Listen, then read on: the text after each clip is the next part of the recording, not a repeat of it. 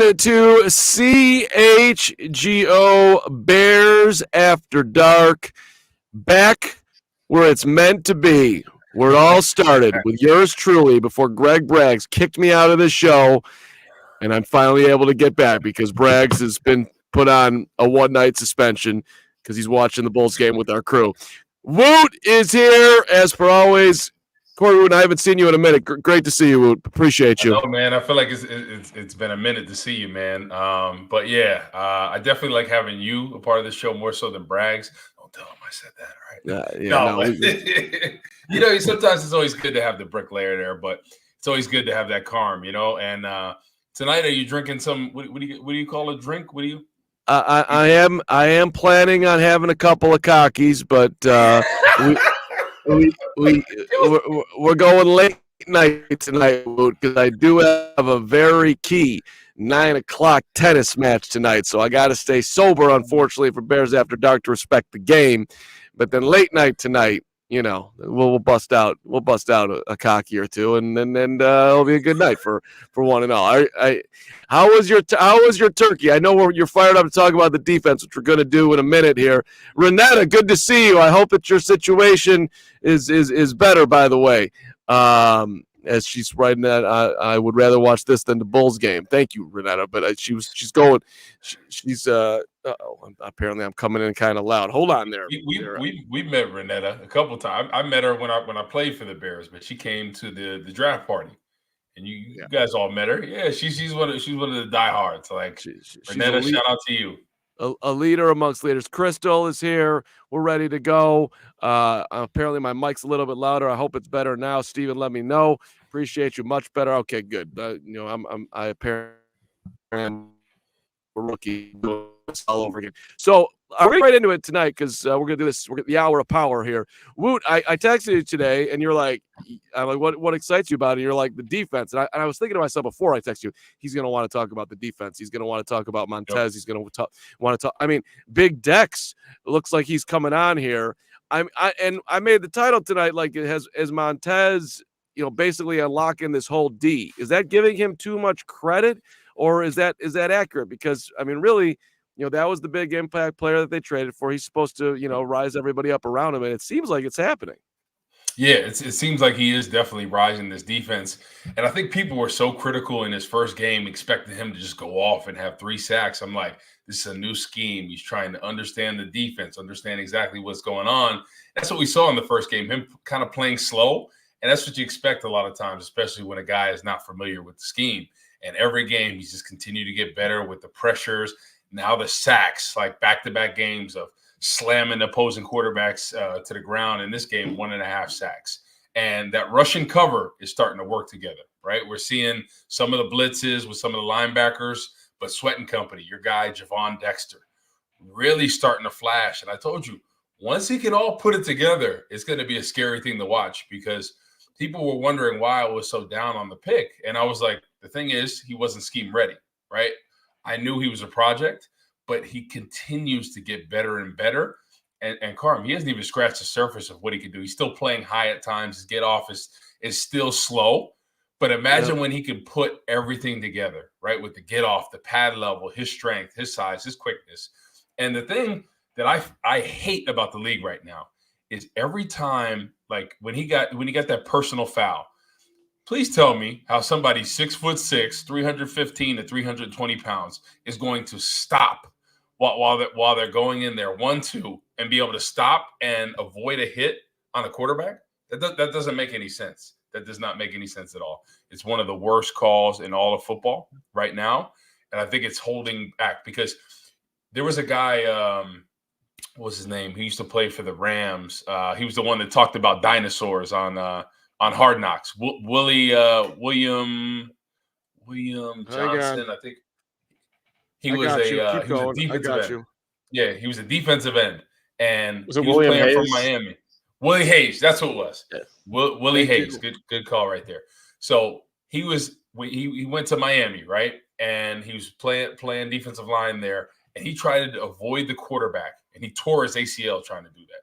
So this whole nonsense has to stop. You should be allowed 2 steps, be able to hit somebody. Now, if we're talking about you doing extra stuff, slamming somebody to the ground, that should be a flag. But you cannot stop a big fella from coming full speed at you and expect somebody 300 plus pounds to stop. It just doesn't work like that. Cars don't work like that. Humans don't work like that. You just took us on a left turner. I'm looking up your guy, William Hayes, confronts his disbelief in dinosaurs. He didn't believe in them, huh? I'm gonna go. I remember that from Hard Knocks. Him talking to Chris Long, I think it was at the time. But yeah, I thought that was the funniest part of it. But I think it is a stupid rule. You gotta let the big fellas be able to complete 2 steps. Right now, if we're talking about some extra stuff, slamming people, that should be a flag right there. But you cannot stop momentum. It's just is what it is. Right. And I don't get how the league doesn't. You can make a rule and then realize the rule is ridiculous. Go back and say, hey, look, this is not with the intent of what we're trying to do. We didn't want dudes deliberately driving somebody into the ground further and trying to bury him 6 feet deep. But in a natural football play, which you would be relying on officials to use their judgment, but I think these people are smart enough to realize what is. I don't know. Rule sucks. Bottom line, to where you started with Dex, I was watching him closely 3 weeks ago, and I'm like, your get off is still terrible. You're late. You're not there. So he has come a long way in a short period of time to be able to be impacting the game like he is. And he was only credited with 1 quarterback hit and one tackle yesterday, but he's flashing all over the place, and it's like, you just got here. So how high is up for this guy? I don't know, but he ain't going to get worse. So this is it's a celebration, really. He can only get better from here. I've said this. He has all the tools, but it's just a matter of putting it all together. And what's the most impressive is still with slow get off, still with pad level high at times. That just shows how freakish of an athlete he is to be able to get home, to be able to push the pocket, to get hits, to get tackles. So I'm looking forward to him when he can really trust it. And I think this offseason is going to be huge for him. If I were him, I would have him train at a D-line specific place, right? So somewhere like Chuck Smith, one of those D-line gurus, and work with him on your pad level, on your pass rush, work on all your get off, and next year hit the ground running, right? This is your year. You'll be the 3 technique of the future. And all of a sudden, a guy that's 6'6", 315 pounds that runs a 4'7", 4'8", coming off that 3 technique position, that length, that strength, that quickness, I mean, that's going to be really hard to stop. So that would be my advice to him going into the offseason. Really focus on all those things. The scheme really held him back, right? And that was his coaches at Florida, right? It's simple as that. I've never seen a scheme, even in a read and react, where people get off that slow. It was mind-boggling, but it's good to see him continue to improve. I loved his coach too at Florida. He came out with us in the summertime, but he just got let go, Sean Spencer. But and I'm not saying that he was leading that scheme either. Somebody should hire that guy. He was awesome on the show. So give that guy another chance. By the way, shout out our guy David Braun, man, coach of the year. Go Cats, Woot. You guy got some props here for the season.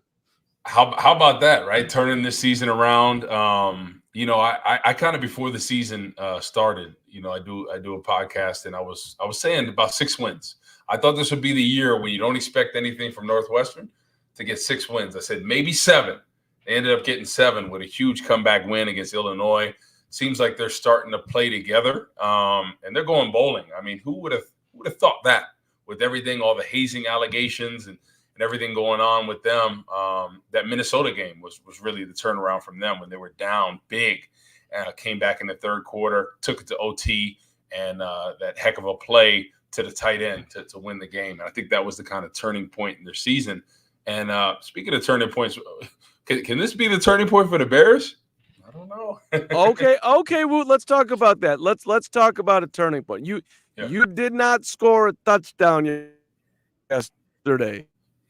Mm-hmm. You won a football game for the first you threw 21 passes at or behind the line of scrimmage. The Bears hadn't won they're 0-28 in the NFL this year for teams who did not score a touchdown in games. The Bears are the first one to win one. The Bears hadn't won a game like this since 1993. I mean, this is not a conventional thing like, hey, okay, we figured it out. But The defense is getting better. Mm-hmm. Justin did take him down the field, got him in position for a game-winning kick, which he hasn't done to this point. So we can put that in there. I don't know about a turning point, but I do think there is something. I'm not exactly sure what, but there is something starting to build here. They're winning more games, 3-3 in their last 6. I know it's none of this is sexy. You're being 16. No one's about that. Minnesota, that team is going to be. It's going to be a miracle if they make the playoffs the way they looked last night. But I do think there is at least something building here. Do you think so? I think so, especially defensively, right? What we're seeing defensively the past 2 weeks is really elite play as far as turning the football over, especially in this game. Anytime you can get 4 picks in a game, they pressured the quarterback constantly, making Dobbs throw errant throws. Shoot, Jalen Johnson should have about 6 picks this season. He dropped a bunch. He's playing lights out right now, so it's good to see him playing well. It's good to see the other secondary playing well as well, and now Sweat is starting to elevate their game. So I'm looking forward to them continuing to progress, right? And people were really down upon the Sweat trade, and I was just kind of scratching my head because I've been really big on him, his length, his strength, his ability. I thought he's a great left end, has that extreme length. He's able to push the pocket and get home. And we're just seeing him get more and more comfortable in this scheme. So I really like it. It addresses your one end position that you had to take care of. Now in the offseason, you can worry about the other end or potentially a 3 technique. And who knows if Dexter keeps coming along, maybe he could potentially be that 3 technique of the future, right? The only thing that holding him back is get off, Carm. Because I've talked about this. The Tampa 2 scheme is a defensive lineman's dream. You're able to get off the football and not have to worry about your gap because what penetration creates your gap. It boggles my mind because it's so hard to trust when you first get into it because you're like, this goes against everything we've ever been taught. Gap discipline, stay in your gap. But the thing is, if you penetrate up the field, you set the edge. And that's why some people don't trust it because think about Dexter, right? He's in that 2-gap scheme. He's like, I have to stay in my gap and all this. And it's a thing of just not trusting it. So once he can trust it, along with some of these other guys on the team, I really feel like, a guy like him, a guy like Pickens can really start to come along. And, I think that's why Justin Jones has been really good in the run game because he's really been getting off well in running situations. So I'm looking forward to seeing their continued progression in the scheme. Do you think it's fair to say, Woot, that they are one more impact defensive lineman away from having, I don't know about elite defense. That's the word that's popping in my mind. Let's just say just shy of that. Upper level. 2. I think they're 2 away from. Okay. I think they're away from a dominant pass rushing 3 technique, and a dominant right end. Because it seems like Sweat, his home is the left end, which I love. 6'6", long arms, 270. Really play that left side. Now we need a dominant pass rusher, whether that's a guy, that can put up 12 to 14 sacks. You put them on both sides and then a 3 technique in there. Watch out now. When they slide the protection one way, all of a sudden Sweat's got a one-on-one. You slide the other way, all of a sudden the 3 technique's got the one-on-one. That's why the 3 technique is such a critical position because they're usually, in situations one-on-one, right? You try to put the 3 technique where they're sliding away from you. So you have that true one-on-one. That's why Tommy Harris, that's why Henry Melton were able to really make their mark in this scheme. Warren Sapp for years in Tampa because it really puts the emphasis on that one-on-one, on that 3 technique, right? You're one-on-one in space. Most of these 3 techniques in the Tampa 2 are really highly athletic guys. Henry Melton played running back, right? Tommy Harris, quick as a cat, Warren Sapp, for as big as he was, nimble feet, right? Quick as heck. So if they can get that going, I think that would really make a difference because that's when this scheme really flourishes, when you have great rushers and especially in particular the 3 technique. What are you seeing? And I want to get to the offense too here coming up in a second, but what are you seeing from Tremaine Edmonds, Woot? Yeah, I'm seeing a guy that's flying around, man. Super athletic.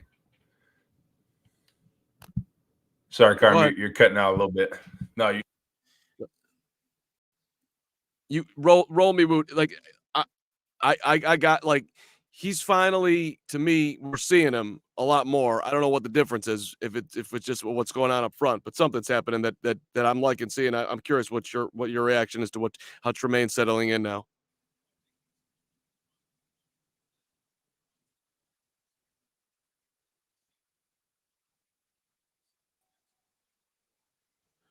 Woot, you muted yourself, I think. Yeah, we lost your audio there. Where? There you go. There it Oh, is. you got me? Yeah, there it is. Okay. Sorry. No. I was just like, what we're seeing right now is him finally being able to play, right? Because the defensive line is playing so much better, right? Justin Jones, Andrew Billings, Montez Sweat, all these guys are now playing a lot better. And what it does is it takes the pressure off the linebacker. So we're seeing them able to flow and go.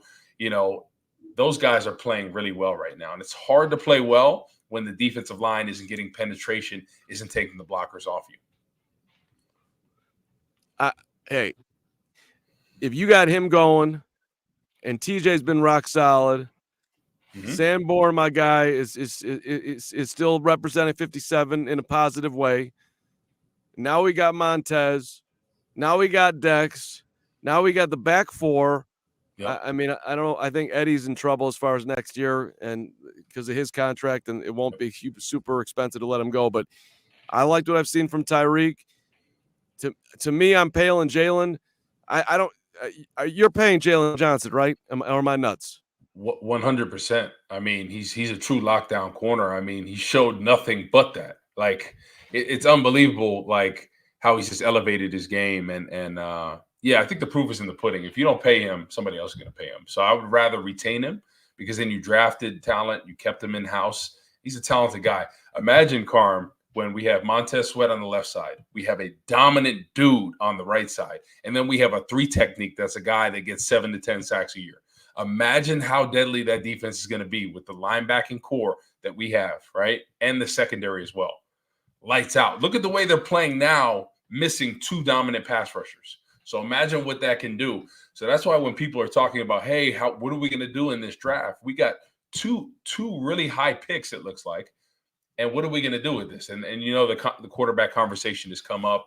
And, I'm very anti that, because I do think Fields has to improve for sure in certain areas, right? But I feel like he has been playing, those 2 fumbles, can't do that, right?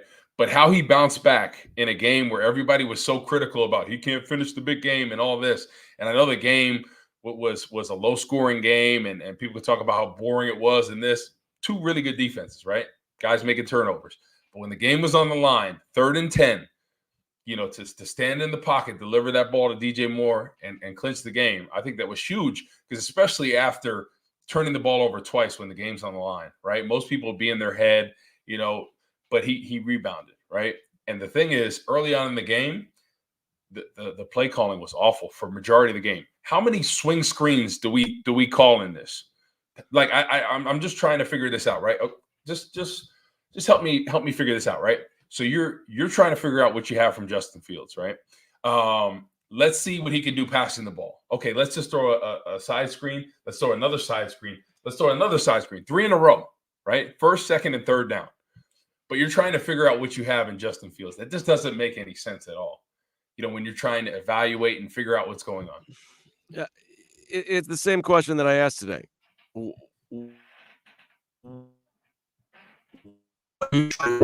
Helping him, you are not separating yourself as an offensive coordinator. You are very much, maybe you're here, maybe you're not. Is this what you want to show the rest of the league, that I can call 7,000 screens? So I don't get it. Let's talk about that in a second here. But let's shout out our friends at DraftKings. Can you believe we're this deep into the NFL season? Got to make every second count. DraftKings Sportsbook, you can make the most out of every game day. Bet on your favorite teams for a shot at winning the big bucks. New customers, you could score $150 instantly in bonus bets, betting $5 on any matchup. Listen, if you took the Bears yesterday, You got a couple dollars, but I made some money yesterday on my man Roshan Johnson. Thank you, DraftKings. 23.5 yards. I gave that one out on pregame. My guy Gary Ross cashed in. Good job, Gary, listening to me. Rare that he does that. Congratulations to him. Get the official betting partner of the NFL. Download the app now and use that code CHGO. New customers can score 150 instantly in bonus bets for betting just $5 on the NFL. Only on DraftKings Sportsbook with the code CHGO.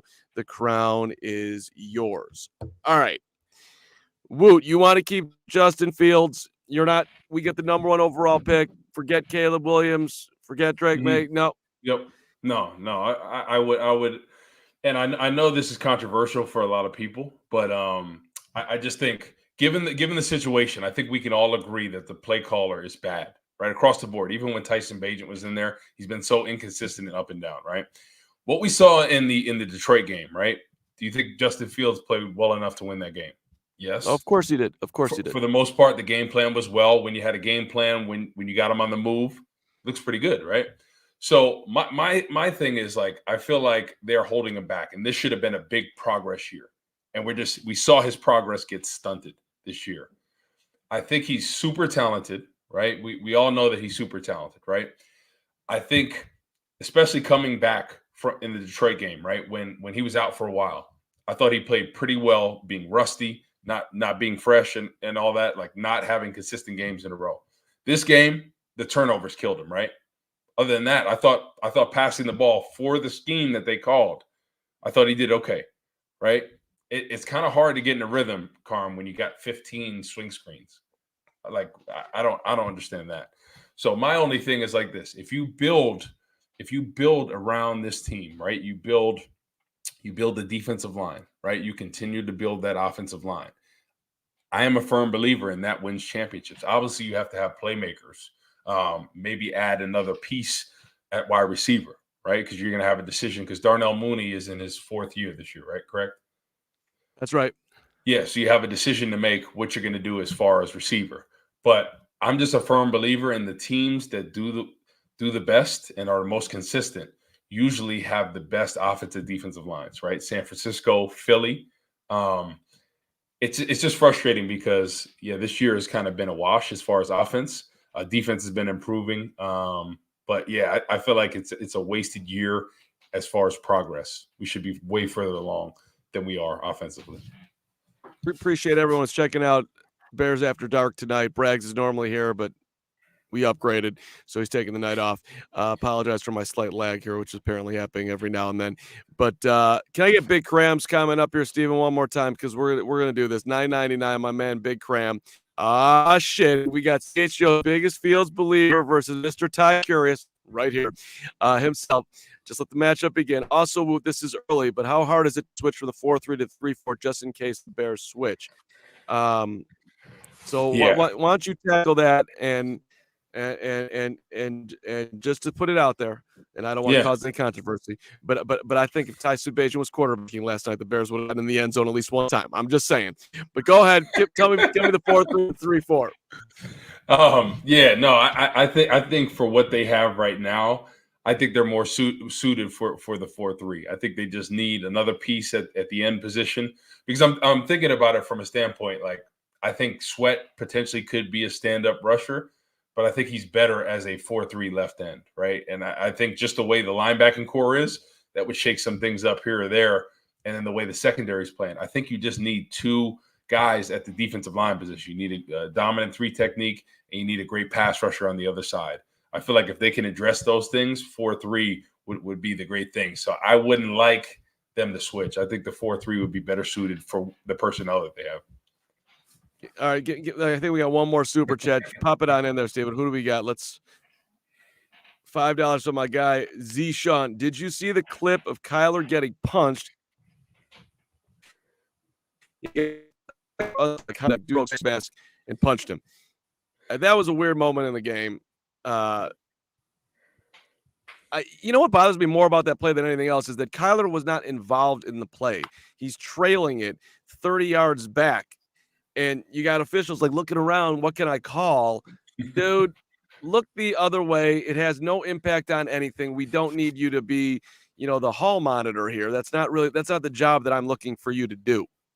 Exactly. Do you have your bathroom pass, sir? No, I got to use the bathroom, man. Get out of here. Get out of my face. Man, don't worry about if I took my damn ass helmet off. Exactly. I mean, the thing is, his face mask was hanging there.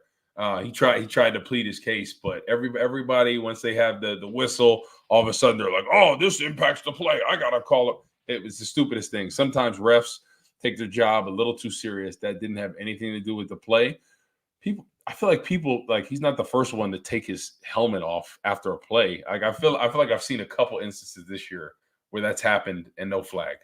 But well, if he was taking it off to let show himself off, that okay, if you don't want that because you guys just want to rep the jersey and not the actual individual, which is disgusting, by the way. But if that's what your thing is, that's not what he was doing. So again, you can use some brain power to make decisions. That was just poor. And spirit of the rule, letter of the law. That dude, give me the spirit official every single day of the week. All right, look, let's just talk about Justin for a second. It's going to get talked out ad nauseum, but I like Justin. I've said it a zillion times. As a dude, as a leader, like when I watched him in the locker room afterwards, yo, guys, thank you. I should not have fumbled twice. I appreciate the support. Like all of that, it shows how much he means in that locker room, which is cool. But Woot, you tell me. And can't seem to find anyone. You get the video of EQ's just sitting there like waving his hand like, hey, over here. And I'm just wondering, is he ever going to be a guy who can process at the level that you really need to be a true impact player at the quarterback position, the toughest spot to play in the NFL? I still have my doubts. Yeah, it's tough, right? Because there's certain instances where you see them and you're like, yes, you have to make better decisions, right? You got to hold on to the football. You got to be able to see the full field. But I do think at the same time, right, people are more critical on Justin Fields than a lot of other quarterbacks out there, right? Like a guy like Josh Allen is not playing very well right now, right? And I think people, obviously he has a different track record and he's had a different level of success in this league. But the thing is, sometimes people play bad. It's as simple as that, right? You have a bad game. I think with Justin Fields has a bad game in this, turning the ball over twice, fumbles. Everything is blown up, right? He has to be better at that. You got to be able to take care of the football. And in certain situations, you got to have your eyes down the field. I think he's gotten better, especially in the Detroit game. I thought he was pretty well about how he was reading the field, his progressions and all that. Minnesota is a tough team to play, and I don't think people give them enough credit because they bring the house. They give you different looks. It is a tough defense to play at home, especially the way Brian Flores has those guys playing. So they played a lot of teams with decent quarterbacks, and they've really struggled. So I think the biggest thing is, yes, there's areas he needed to improve, but I think that the biggest thing is they did win the game, right? So regardless of how bad it was at times with turning the football over, the two fumbles, that cannot happen. But as far as the game plan he was given, other than the fumbles, I mean, what do you expect to do from that standpoint? Right, but but we're talking chicken egg, right?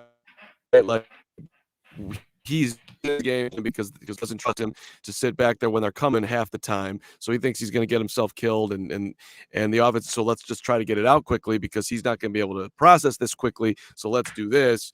My problem with Getsy, and I thought Hogue made a good point. Like, hey, you can make an adjustment in the middle of the game here, dude. Like getting the ball out quick against them. I get it. That's what you have to do.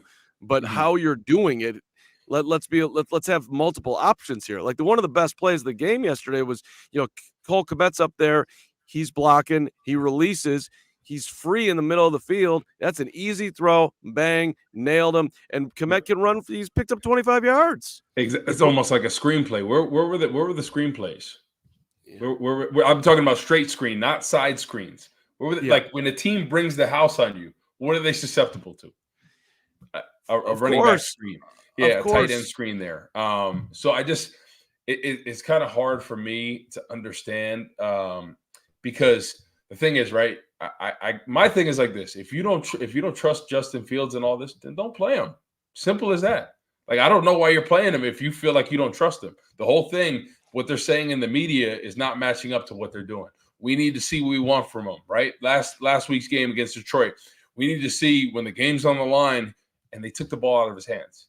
And then in this game, when the game's on the line, he completes a nice pass, and they kick the game-winning field goal.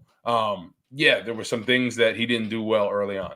But so my thing is like this. I just didn't understand what they're saying versus what they're doing. Yeah. It just doesn't match up, right? If you're trying to evaluate from him, and the thing is like this, they're either going to make a decision where they're going to keep him or they're potentially going to maybe trade them. So my thing is like this. If you don't feel confident in him, why even play him? If you're not trying to evaluate and see what you have from him, then why throw a side screen? You can have Bajan do that. You can have anybody do that. You could have Khalil Herbert be the quarterback back there and do that.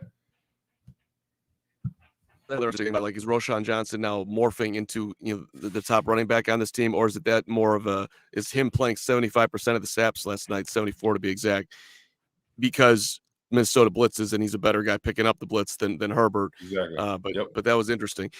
Let's I'm going to do an exercise here. Carman Woot, mainly Woot, can talk directly to the Bears coaching staff right now. You are in the bye week. You have 2 weeks. Come back out against Detroit at home. 5 games left. Lions, Cardinals, Browns, Packers, Falcons. You have a little breather here to try to figure out exactly what you want to do. How do you want to use these 5 games offensively, defensively, to get the maximum production?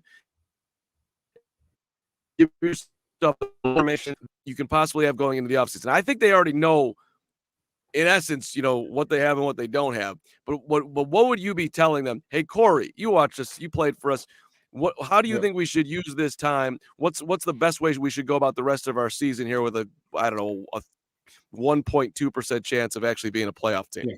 Yeah. I mean, continue defensively the game plan, right? The past 2 weeks, I think the defensive game plan has been great, right? With the exception of Detroit, those last 2 drives. I mean, they kind of shit the bed there. But for the most part, these past 2 games defensively has been solid. Offensively, script a game plan that is catered to Justin Fields and what he can do, his strengths. That's all I want to see in these last 5 weeks. Because the thing is, right, whether or not you keep him or not, that could increase your trade value. And then if not, if you're going to keep him, you know exactly what you have from him, right? Game planning for success. That's the only thing that I hope. They get him on the move. They have him, because my thing is, like, if you're talking about you want to evaluate, you want to see him, why are you not game planning to see what he can do?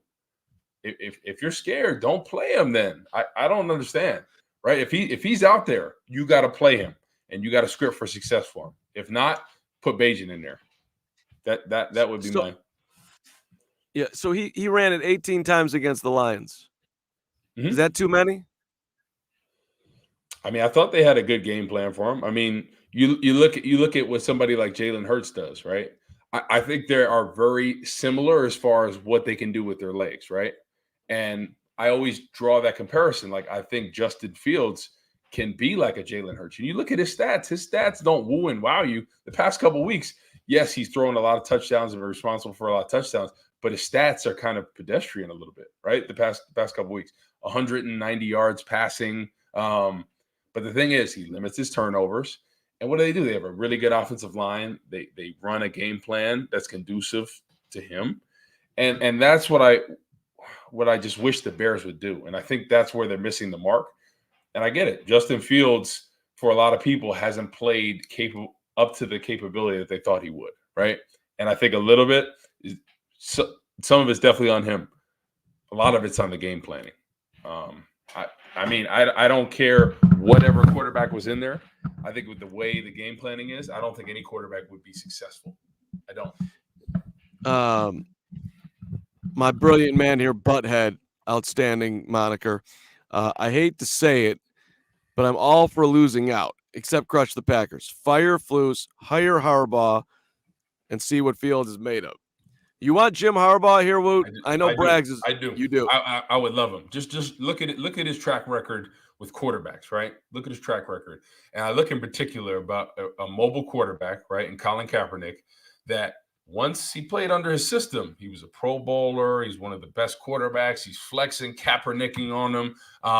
The way they ran that offense, and I talked about it the last week with Braggs. They were one of the hardest offenses to defend, right? Because they run the ball down your throat. And then all of a sudden you think they're going to run hard play action. Tough to get a rush there. All of a sudden the free zone, they got Kaepernick on the move. It was just such a hard offense to defend.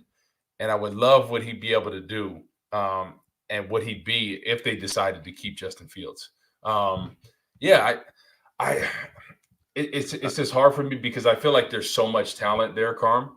And the thing is, like, I just feel like there's so much there. When I look at the Denver game, when I look at the Washington game, I look at the Detroit game, like there is so much talent there and what he can do and what he can bring to the table. But I would love for Harbaugh to come in and give him a year with Justin Fields, right? Allow him to develop him. I guarantee you we'll see different results because why do you think a guy like Tua has had great success with Mike McDaniel? They were ready to toss him to the side. Tua can't play. He sucks. He's this. Mike McDaniel comes in, a true game planner, right? That's able to script for success. Yes, they have Tyreek Hill, but Mike McDaniel is an offensive genius. And what he's been able to do with Tua, I think every quarterback deserves a play caller like that. We're not always going to get that, right? But I think every quarterback deserves a play caller that can script for them, right? You look at what Lamar Jackson, how they catered that offense to him, right? Jalen Hurts, how they've catered that offense to him. There is a correlation to how you run an offense to somebody's strengths and how they perform. That's just facts. So let me just get this straight. I'm making you Kevin Warren. You're keeping Ryan Poles? Yes, I'm gonna keep Ryan Poles for another year, right? I'm gonna see what he's gonna do with this draft.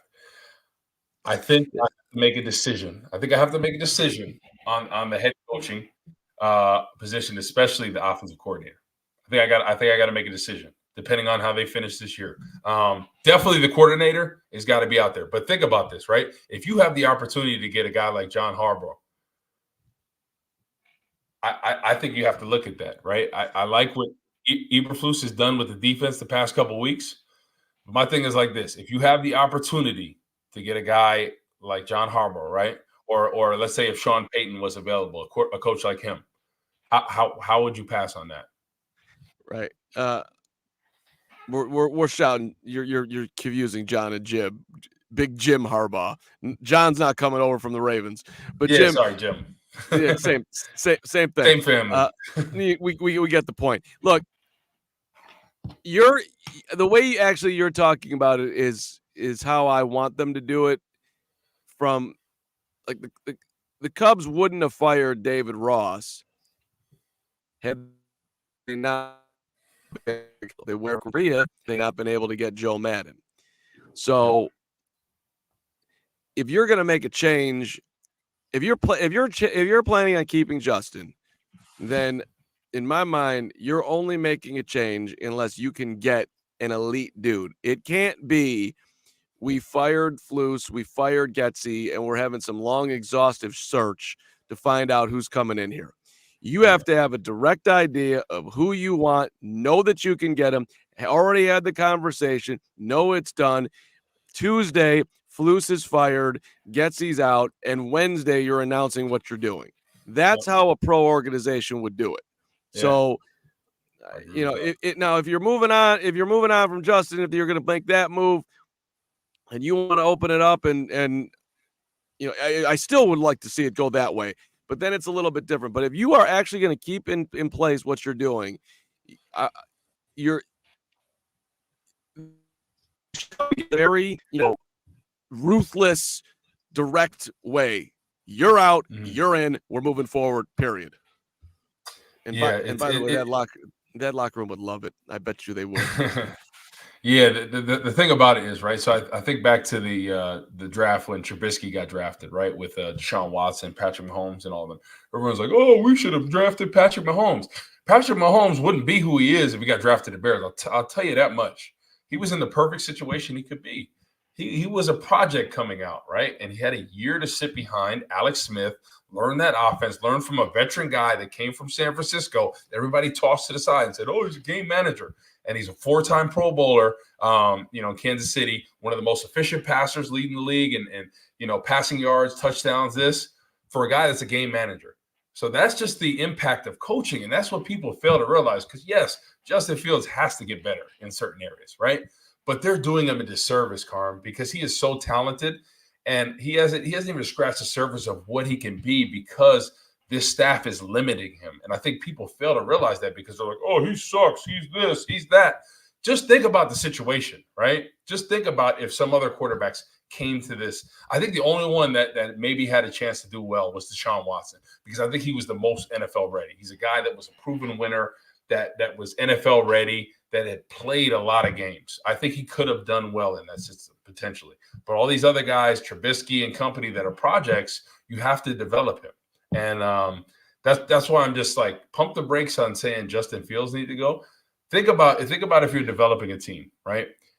Offense, defense that does win championships, right? Obviously, you have to. But look at, for example, right, when Eli Manning won both Super Bowls. Who won the Super Bowls for him? The defense, right? Sure. He had a crazy play to help him out on the helmet and all that, but the defense won that game, right? Justin Tuck should have won the MVP in 2007, right? As a younger guy, came in there, completely took over that game, right? Michael Strahan and company. Same thing in 11, right? Von Miller when he played Cam Newton in them, right? Cliff Averill and the Legion of Boom took out Peyton Manning in them. Defense wins championships, right? Defensive line, a great offensive line. That's why I'm saying pump the brakes on this. Let's get a coordinator that can call plays, right? That is an offensive genius. Let's build around Justin Fields. Let's build this offensive defensive lines, and let's take this thing to the promised land. Spoken like a true defensive lineman. I love it. What's hey? I'm not saying you're wrong either, and especially in the Bears' position here. But I'll let me just to quibble with you, Woot. Mm-hmm. The Houston Texans draft C.J. Stroud. Mm-hmm.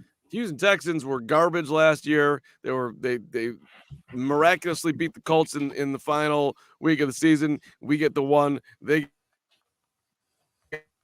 do have CJ. Right? Carolina gets it wrong with Bryce Young, at least to this point. Carolina fires Frank Reich this week. Who knows if Bryce can turn it around? I wouldn't rule it out.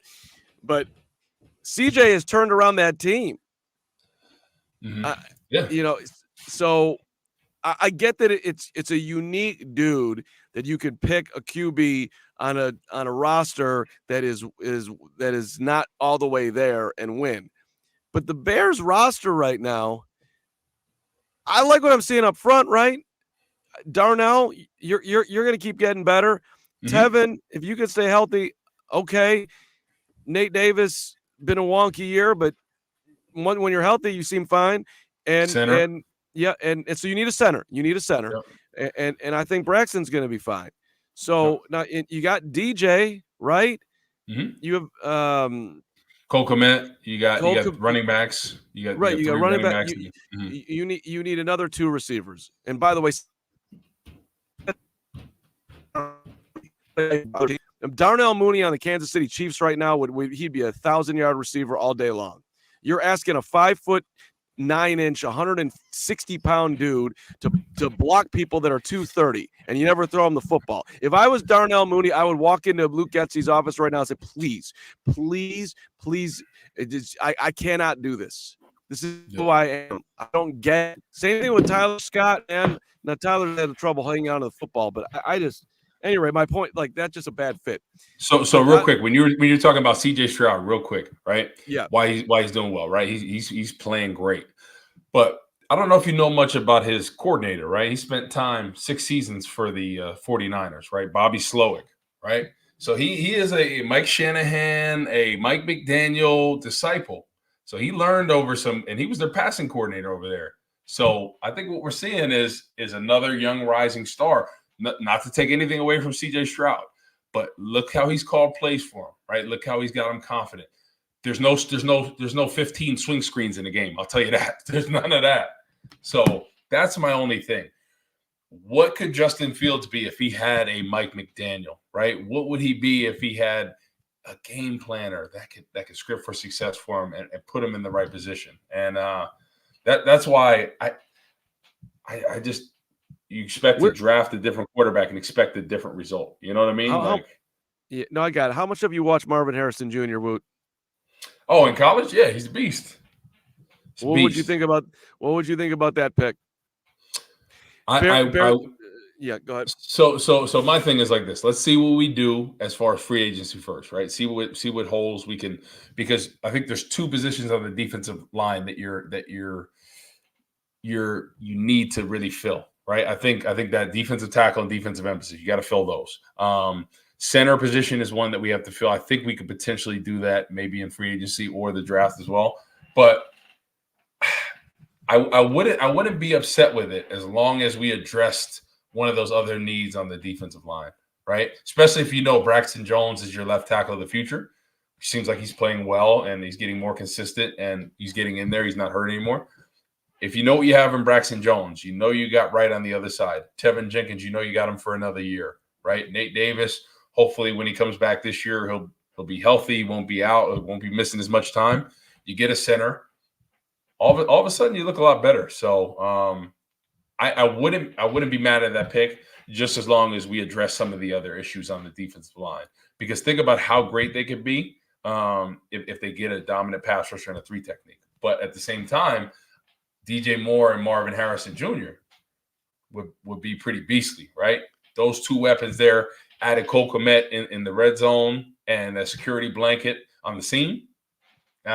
Now we're talking a little bit, especially with the running backs that they have as well. I wouldn't be opposed to it, but we just have to address some of the other needs as well.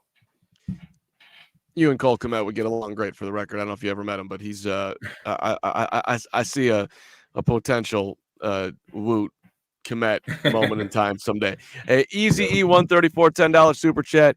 If the O line is set minus center, and there isn't a D lineman worth drafting top 10, why not go after Marvin Harrison Jr. and Brock Bowers and roll 2 tight end sets, better for running the ball, and Mooney is probably gone? Thoughts?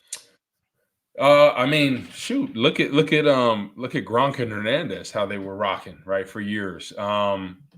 It's definitely, he can stretch the field as well, Brock Bowers, right? He's a glorified wide receiver. So I'm cool with that, but I think I'd rather have a Marvin Harrison Jr. As opposed to a tight end, in my opinion. But yeah, I just think, man, he's arguably one of the best receiver prospects to come out. So if they went this route that LA is putting out their route, keep Poles, keep Flus, new OC, you okay with that decision if it goes that route?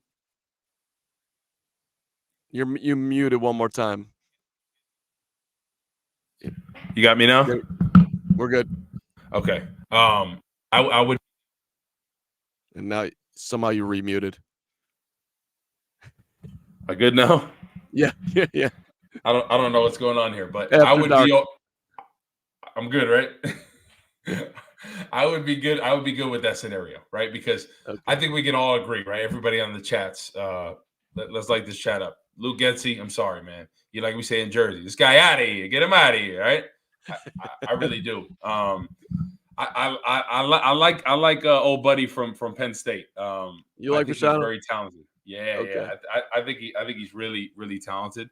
I think the thing is, like, I think Poles really likes Braxton Jones, and I think he's been improving and getting better.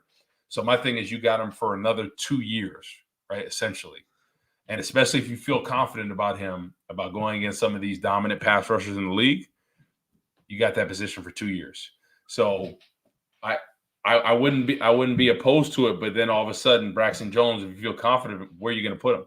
He's not a guard, you know. So exactly. You like people like you draft a left tackle. You can't move Braxton Jones. No, you're giving up on him. Exactly. I mean, Essentially, he's the swing tackle for the next 2 years. Right. unless somebody trades for him, which I think somebody probably would, because I think he's played well enough, especially in the games he's been. Like, it's hard to find old linemen, right? It really is. I think it's the hardest position in football to find, right? That and quarterback are two of the hardest positions, because think about from a left tackle, a dominant left tackle, you're on an island against the best pass rushers in the game, one-on-one, they're sliding the protection away from you. You don't get chip help. You're not relying on that. So you got to be a dude.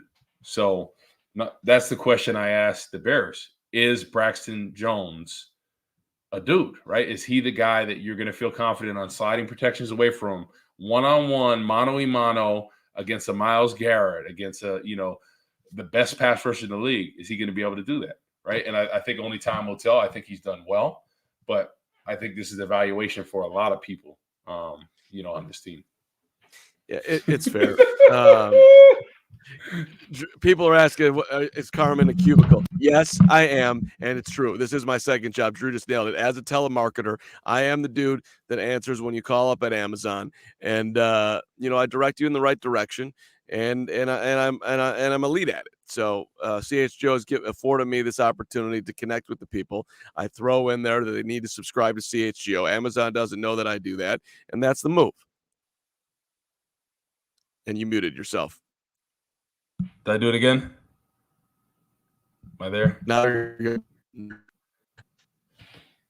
No, I don't know what is going on. You're better. There's something going on here. I don't know, Carm. This never happens with Braggs. I don't know what you're bringing to the show. You're a telemarketer. You're a telemarketer selling cockies. I don't know what's going on, bro. Hi, this is Mark Carman. This is the guy. Would you guys like to buy a bunch of cockies? Listen, I got an elite package of cockies for you. Hey! Six pack, and we got you. All right. Well, hey, Woot, give me a grade on you, 1 out of 10. How'd you do on your Thanksgiving? I did about a 9.5. So I'm not a turkey guy at all. I'm a big ham guy. Like the mashed potatoes, the candied yams, mac and cheese, the whole bit, apple pie, how it goes. But you should have seen Braggs last time getting at his mother, Barbara. Yeah. Brutal, man. I've never seen nobody talk about their moms cooking like that. And he's like, "What? Her food sucks." I'm like, "What?" Yeah, I personally, I would, if I was Barbara, I would demote Gregory. I wouldn't disown him because he is a sweetheart, but I would demote him to, second cousin, something along those lines. And when he calls for help, I would leave him out. How was your Thanksgiving, man? So Bragg's actually messaging me right now. Number one, he said if you guys said anything bad about him, to say that he still runs this show. And number two, he says, tell Carm he sucks. So yeah, there you go. The important thing to remember is that I started this show. The important thing to remember is that I got the show off the ground. The important thing to remember is that this show is better when I'm on it. And Braggs is over here like, well, I don't know what Carm's thinking because I'm this bricklayer. Matt Painter told me that if I just keep trying hard and I'll be better than Carm. Yeah. You can try hard all you want, but there's this thing that they say in the business. It's called talent, and John Paxson can shoot all the jump shots he wants. He's not going to be MJ. So I mean, not to call myself MJ, but right? That's right. I thought I was the lead at Thanksgiving. I came in. I got the Frosty mug going early for the Lions and the Packers. I thought I executed that extremely well. And then I segued into 3 plates, not 2. Some people go 2. I go 3. And I don't leave there without feeling completely sick. So I think that is the whole point. And I was pretty impressed with my performance. But at any rate, for real. What's up, baby? Who are we looking at? Enrique? Woot? My man. Yeah, exactly. You served me, Cram. Big Jordan. I haven't seen you in a minute. Appreciate you. Hey, Woot, last thing here. I don't know if did you ever have the pinched nerve? Have you ever had a pinched nerve? Oh yeah, I got one right now, man. I was golfing when I was back home, and I think I swung too hard one of the times, and my shoulder and then my lower back right by my QL is all jacked up, man, because I was trying to hit bombs. That's what we do over here. And how do I get rid of this thing? So what you have to do is trigger point there, right? Because the nerve is entrapped. So you got to do a little trigger point therapy and keep on there, and whoa, chill out. What is going? But you got to get that knot out, right? The knot is causing that pinched nerve. So that's what it is. Yeah. So I need somebody to work this knot. Why don't you have Braggs do it? I'm sure he would love to do that. He's too soft. He doesn't have the power. Oh. I need real man, or more like preferably real woman if we're being real. But Braggs doesn't have that power. He's got those bricklayer hands too. I don't need that touching me. I need somebody who's like, experienced. He's got media hands now, so he lotions and moisturizes every 2 seconds. I got these media hands, Carm. Hold. You see this? Spirit finger. I don't know. I shake that dude's hands way too much. It's I got to get out. I got to try to get out of there as quick as possible. Man, works hard. I don't know how the family does it, but Yeah. But that's called love. The thing is, you're getting ready for your tennis match. You got the brick juice or what? I have my superfood meal pregame with the sweet potato and the blackened chicken and a little bit of the salad concoction that I do. So, but I might hit up a little something energizer smoothie situation, and then old man Maury or whoever the hell's going to be there is going down tonight. Appreciate you being here for reals. Yep. Yeah, no, definitely. The last thing before we get out of here, man, I just want to say it, and I said this earlier. The biggest thing I want to see is them let Justin Fields loose, right? Game plan for him, suit to his strengths, and allow him to play. Because if you're throwing a swing screen right, left 17 times, how are you going to fully evaluate what he can do, right? If you're on the fence of what he can do and you're swing screening 15 times, how are you going to evaluate what he can do? Let him play.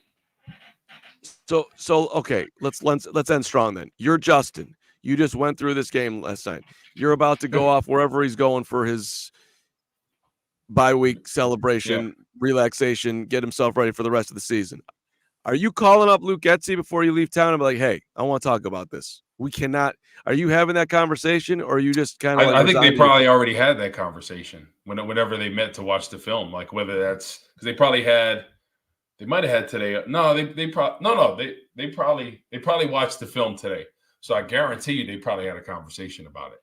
Carm, there's no reason 15 swing screens. That's stupid. That's stupid at that point. It's nonsense. So it just goes against everything that they're saying. Do you not agree with that, right? You're saying you need to see from him. You need to see what he's like when the game's on the line. And then you do this. Yeah. I'm just saying, would you encourage him as a guy who played in this league? Dude, advocate for yourself. Let him know. 100%. I think that's what he has to do. I think that's as a quarterback and as a leader of a team, you have to advocate for yourself. If you feel like a play caller is not calling what he needs to do, you need to do it, because when you're not playing well, he's going to tell you straight up, you're not playing well, right? You got to be better in this area. So you got to keep it 100 with each other. And I think that's the great part of when a quarterback and a coordinator are on the same page.